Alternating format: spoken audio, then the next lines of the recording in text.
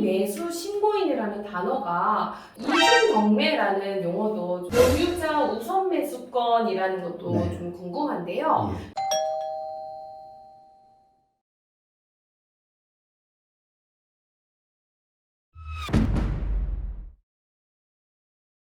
안녕하십니까. 미소 경매 TV입니다. 이번 시간은 지난 시간에 이어서 경매에서 중요하게 다뤄지는 용어들을 좀 더 심층적으로 살펴보도록 하겠습니다. 경매를 하시는 데 있어서 이 용어들이 기본적으로 정리가 되셔야 공부하시는 데도 좀 더 수월하게 하실 수 있기 때문에 이 용어 정리는 여러분들께서 주의 깊게 살펴보시면 좋을 거란 생각이 듭니다. 먼저 여러분들이 자주 보게 되시는 유찰이라는 단어에 대해서 한번 살펴보려고 하는데요. 법무사님, 네. 명확하게 이 유찰이라는 게 무엇인지 설명 좀 부탁드리도록 하겠습니다. 예, 유찰이라는 건 우리 경매 참여자들이 반드시 알아야 할 용어 정리 중에 하나죠. 매각기일에 입찰자들이 없는 상태에서 무효가 된 기일을 갖다가 유찰이라고 표현을 하고 있습니다. 그러면은 유찰이 되면 뭔가 달라지는 부분이 있을까요, 혹시? 우리가 이제 매각기일 날 입찰자가 없다는 얘기는 사실상 그 최저 매각 가액 금액으로 입찰하려는 의사가 없다는 거지 않습니까? 네. 두 번째 유찰됐을 때는 아무래도 가격을 낮춰서 또 갖다 우리가 저감률이라고 하고 있습니다. 그 저감률을 적용해서 2차 매각기일을 실시하고 있습니다. 그러면 그 저감률은 몇 %인지도 궁금한데요. 현재 우리 경매 법정이 전국에 59개가 있거든요. 대다수 법원들은 30%의 저감률을 적용하고 있습니다. 근데 이제 서울특별시라든가 그다음 경상남도라든가 부산 쪽은 아마 20% 조의 저감률을 지금 시행하고 있는 걸로 알고 있습니다. 그리고 또 제가 궁금한 것 중에 하나가 차순위 매수 신고인이라는 단어가 조금 아리송할 때가 많습니다. 그래서 그거에 대해서도 좀 설명 부탁드리도록 하겠습니다. 물론 최고가 매수 신고인은 아시겠죠? 네. 입찰자들 중에서 가장 높게 쓴 입찰 가액을 갖다가 우리가 최고가 매수 신고가액이라고 표현하고 있고요. 차순위 매수 신고인이라는 얘기는 최고가 매수 신고인이 잔금을 미납함으로 인해서 우리 법원에서는 다시 또 매각기일 지정해야 되는 절차가 늘어지면서 비용마저 발생되기 때문에 그런 걸 좀 막아보기 위해서 차순위 매수 신고 제도를 두고 있는 겁니다. 흔히 차순위 매수 신고인이 될 자격은요, 우리 법에서 제한을 하고 있습니다. 지금 최저 매각가액이 만일 2억에 나와 있다고 보시면 입찰 보증금은 당연히 10%입니다. 2천만 원이 되겠죠. 네. 그래서 최고가 매수 신고액이 이 경매 사건에서 2억 5천만 원인 경우에 2억 5천만 원에서 보증금 2천만 원을 공제를 합니다. 그럼 2억 3천이 되겠죠? 네. 그래서 차순위 신고하실 수 있는 분들은 2억 3천만 원 이상의 입찰 가액을 써낸 사람들만 차순위 자격이 있는 겁니다. 그러면 2억 3천만 원 이하의 사람들은 이 대상이 안 되는 것이고 안 되죠. 그리고 또 2억 3천만 원 이상 쓴 사람 중에서는 누구나가 다 대상이 될 수 있다는 당연히 건가요? 될 수가 있는 거죠. 그러면 만약에 차순위 매수 신고인이 된다면 이분들한테 주어지는 권리, 권한 이런 것들은 어떤 것들이 딱 한 생기는 건가요? 가지밖에 없습니다. 최고가 매수 신고인이 잔금을 미납한 경우에 그 사람의 매수인 자격을 차순위가 이어받아서 다음 절차를 진행해서 소유권 취득할 수 있는 자격을 주는 겁니다. 제가 근데 차순위 매수 신고 하시는 분을 본 적은 없거든요. 자주 안 하시는 편인가요? 자주 안 합니다. 왜 그러냐면은 일단은 최고가 매수 신고인은 최고가가 됐기 때문에 보증금 10%가 법원에 보관이 되는 겁니다. 차순위 매수 신고인도 일단은 매수 신고한 사람이기 때문에 보증금 10%가 법원에서 보관이 되는 겁니다. 그걸 언제 돌려받냐면요, 최고가 매수 신고인이 잔금을 납부하게 되면 그 다음날 차순위 매수 신고인은 보증금을 환급받게 되어 있습니다. 그러다 보니 한 달 이상 정도의 시간이 있죠. 그 정도로 돈이 법원에 묶여 있는 거죠. 그러다 보니까 잘 이해관계인들 아니면요, 차순위 매수 신고를 잘 안 하는 게 일반적입니다. 네. 그리고 다음으로 재매각 사건에 대해서 좀 이제 궁금한데요. 재매각 사건은 아까 최고가 매수 신고인이 있었다 그랬지 않습니까? 그 최고가 매수 신고인이 잔금을 미납해서 법원에서 다시 매각 절차를 진행하는 사건을 갖다가 재매각 사건이라고 얘기하고 있습니다. 자주 발생되지는 않습니다만 간혹 있는데요. 권리 분석을 잘못한 경우가 대표적인 사례라고 볼 수 있습니다. 그러면은 이런 재매각 사건을 진행되면서 특별 매각 조건 같은 것들 혹시 있을까요? 있죠. 예. 모든 법원들이 일률적이질 않지만요. 통상적으로 재매각 사건의 경우에는 입찰 보증금의 20%나 30%나 이렇게 증액해서 실시하고 있는 게 일반적인 거고요.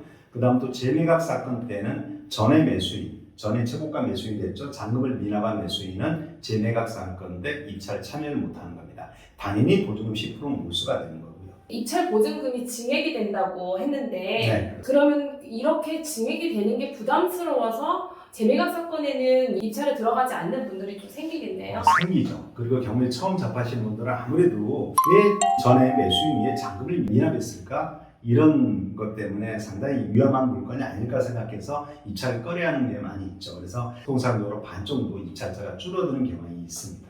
또 반대로 생각하면 좀 경쟁률이 낮아지기 때문에 이런 물건만 또 공부하시는 분들도 있겠네요. 그렇죠. 아, 갈수록 늘어갑니다.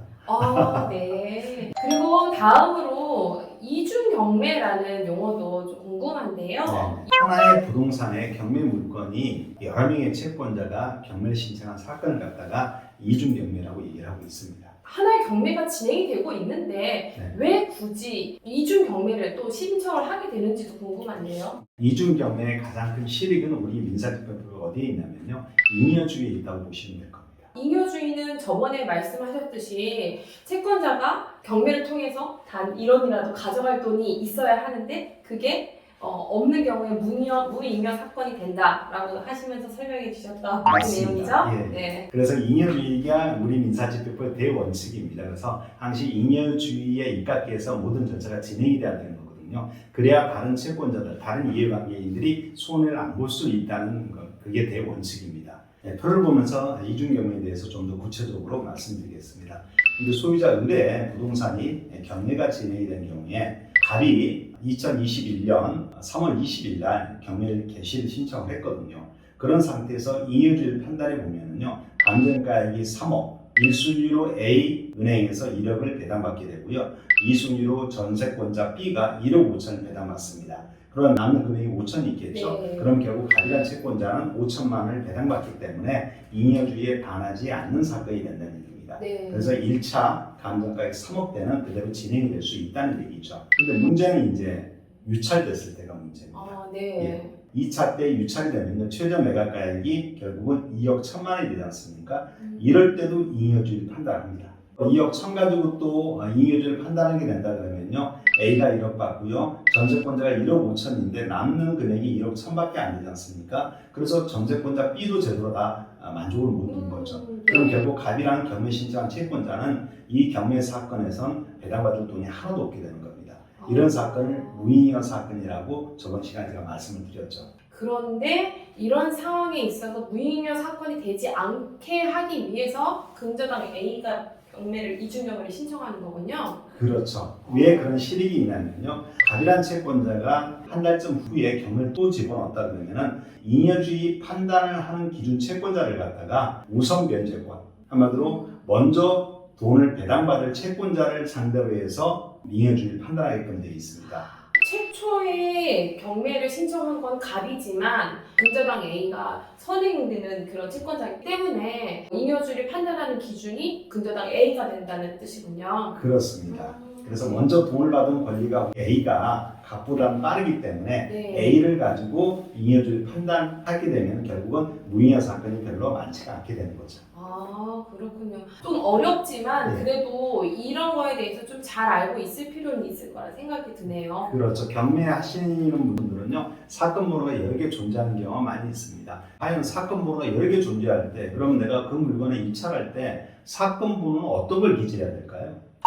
제가 생각했을 때는 선행 사건 그 번호를 적어야 되지 않을까 생각이 맞습니다. 드는데요. 예. 후행 사건 번호는 그냥 선행 사건에 합승해서 간다 생각하시면 되는 겁니다. 그래서 선행 사건 번호를 반드시 기재하시기 바랍니다. 그 다음 제가 또 궁금한 용어는요. 공유자 우선 매수권이라는 것도 네. 좀 궁금한데요. 예. 말 그대로 해석을 한다 그러면요, 공유자가 다른 사람보다 그 물건을 우선 매수할 수 있는 권리가 있다는 거죠. 공유자라고 하는 사람은 누구를 말하는 뜻인가요? 공유자라는 얘기는요, 경매 들어온 부동산이 전부가 나온 게 아니고요. 그 중에 일부 지분에 대해서만 경매가 시작이 되는 걸 갖다가 말하는 겁니다. 한마디로 단독 소유권을 갖고 있는 게 아니고요. 한 물건에 공동 소유하는 사람들이 여러 명이 존재한다. 그 중에 그 공동 소유한 자 중에 한 분한테만 경매가 진행이 된다. 그래서 우리 경매에서는 이런 물건을 갖다가 지분 경매라고 통칭하고 있습니다. 요즘에 이제 공동 명의를 많이 하잖아요. 부부간에. 그렇죠. 뭐 남편과 아내가 네. 공동 명의로 집을 한 채를 샀는데 네. 그 중에 뭐 남편 명의로 된 부분만 경매에 나온 그런 상황을 맞습니다. 건가요? 예, 그렇게 쉽게 이해하시면 됩니다. 네. 각각의 2분의 1씩 지금 지분을 갖다가 가지면서 공동 소유하고 있겠죠. 네. 그럴 때 가래 채권자 병이라는 사람이 2분의 1 지분에 대해서만 경매를 집어넣는 겁니다. 그랬을 네. 때 을에게 그 갑의 지분을 우선 매수할 수 있는 권리를 부여해 주는 게 공유자 우선 매수권이라고 보시면 됩니다. 임차인들도 공유자 우선 매수권을 행사할 수 있다라는 이야기를 들은 적이 있는데요. 이건 맞는 건가요? 반은 맞고 반은 틀리다고 볼 수 있습니다. 왜냐하면 우리 민사집행법에는요, 임차인한테 우선 매수권이란 권리가 없습니다. 또 반 맞는 게 뭐냐면은 이건 우리 민사집행법에 있는 게 아니고요. 우리가 임대주택 건설촉진법에 따라서 건설된 임대주택이 그게 부도가 나서 경매가 들어왔을 때 거기에 살고 있는 임차인한테는요, 임차인 우선 매수권을 갖다가 특별법에서 주고 있다는 겁니다. 현재는 임차인으로 살고 있는 겁니다. 하지만 5년 후에는 분양 전환받는 사람들 있지 않습니까? 네. 그런 임차인들은 5년이나 10년 후에 어차피 자기 소유권을 취득할 수 있는 권리가 있는 거죠. 그분한테 우선 매수권을 주고 있다. 이렇게 보시면 됩니다. 그런 부동산은 많진 않기 때문에 없다고 볼 수 있습니다. 네. 그래서 일반적으로 나오는 우리가 전월세 계약해서 임대차 살고 계신 분들 있죠? 이런 분들은 전혀 그런 권리가 없다. 이렇게 생각하시면 됩니다. 네. 다음으로 즉시 항고라는 용어도 좀 이제 궁금한데요. 즉시 항고가 무엇일까요? 낙찰자가 매각기일 날 최고가 매수인이 되고요. 그 최고가 매수인한테 일주일 후에 매각 결정기일을 법원에 사게끔 되어 있습니다. 그래서 A라는 예를 들어 최고가 매수인을 갖다가 매각을 허가할 건지 불허할 건지를 일주일 후에 결정을 합니다. A한테 매각을 허가나 불허가에 대해서 불만 있는 이해관계인들, 즉 그 사람을 허가함으로 불허가함으로 인해서 손해보는 이해관계인들은요, 매각 결정 기일로부터 일주일 안에 항고를 제기할 수 있는 권리를 주고 있습니다. 그걸 갖다 우리가 즉시 항고라고 얘기하는 겁니다. 일반적인 항고 사건들은 대부분 집행 정지 효력이 없습니다. 그런데 이 매각 허가 결정, 허브 결정에 대한 즉시 항고는요, 이 사건 자체를 갖다가 정지하는 강력한 효력을 주는 겁니다. 낙찰자가 잔금을 내면서 소유권을 취득하는 단계로 들어가거든요. 네. 그런데 어느 누가 즉시 항고를 제기함으로 인해서 대금 납부 기한이 잡히질 않습니다. 즉 A라는 사람은 잔금을 낼 수 없다는 거죠. 즉시 항고 사건이 종결될 때까지 모든 절차가 올수된다는 얘기입니다. 그렇다면 잔금도 치르지 못하고 이도저도 안 되는 상황인데 입찰 보증금은 그럼 어떻게 되는 건가요? 그렇게 있는 거죠. 그분이 그렇게 즉시 항고를 제기함으로 인해서 다른 이해관계인들이 절차가 정지가 돼 있다 보니까 손해볼 우려가 있다는 거죠. 그래서 항고를 제기하려면 반드시 그 나머지 손해볼 사람들을 위해서 담보를 제공하게끔 되어 있습니다. 그 담보가 항고 보증금이라고 해가지고요, 매각 대금의 10%를 갖다가 담보로 제공하셔야 됩니다. 근데 만약에 그렇게 해서 즉시 항고를 했는데 네. 그게 항고가 기각이 되면 그 보증금은 어떻게 되는 건가요? 당연히 몰수됩니다. 그렇다면 그 몰수된 보증금은 어디로 가는 것일까요? 그것도 궁금한데요. 경매 사건에서 그 몰수된 보증금이 두 가지가 나올 수가 있습니다. 첫 번째는 입찰할 때 입찰 보증금 있죠. 그래서 낙찰자가 생겼는데 그분이 잔금을 안 내서 보증금이 몰수된다고 했죠. 그 입찰 보증금이 몰수된 사례하고요. 방금 얘기한 즉시 항고 사건에서 항고 보증금이 몰수된 사건. 입찰 보증금이 몰수된 경우에 법원이라든가 어떤 국가기관을 가져가는 게 아니고요. 전부 다 배당재단으로 들어가는 겁니다. 물론 아까 즉시 항고 사건도 똑같이 배당재단에다 들어가서 채권자들이 나눠가게끔 되어 있습니다.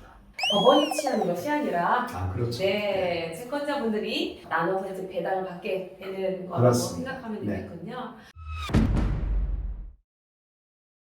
오늘 경매 관련된 용어들에 대해서 또 살펴보는 두 번째 시간을 가졌는데요. 유익한 시간이 되셨다면 구독, 좋아요, 알람 설정 부탁드리도록 하겠습니다. 시청해주신 여러분 모두 감사합니다.